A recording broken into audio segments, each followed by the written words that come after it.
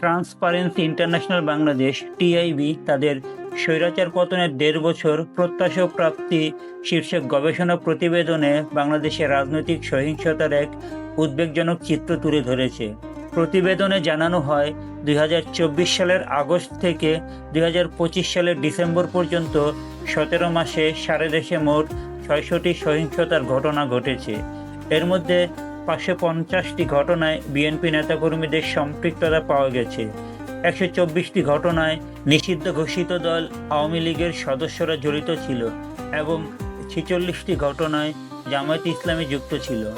এসব সহিংসতায় মোট ১৫৮ জন রাজনৈতিক কর্মী প্রাণ হারিয়েছেন এবং আহত হয়েছেন ৭,২৮২ জন। টিআইবির মতে এই সহিংসতার মূল কারণ ছিল সরকার পতনের পর আগে আওয়ামী লীগের নিয়ন্ত্রণে থাকা বিভিন্ন প্রতিষ্ঠান ও কার্যক্রম দখলের চেষ্টা, বিশেষ করে পরিবহন টার্মিনাল ও বাস স্ট্যান্ডে চাঁদাবাজি, সিলেটে পাথর কিয়ারি থেকে অবৈধ পাথর উত্তোলন এবং ব্রিজ, বাজার, ঘাট, বালুমহাল ও জলাশয় ইজারা দখলের লড়াইকে কেন্দ্র করে এসব সংঘাত ছড়িয়ে পড়ে। টিআইবির নির্বাহী পরিচালক ডক্টর ইফতেখারুজ্জামান মন্তব্য করেছেন যে রাজনৈতিক দলগুলোর অভ্যন্তরীণ নিয়ন্ত্রণ কার্যকর না থাকা এবং অভিযুক্ত কর্মীদের বিরুদ্ধে কঠোর ব্যবস্থা না নেওয়ার কারণেই সংঘাতের এই মাত্রা ক্রমাগত বাড়ছে।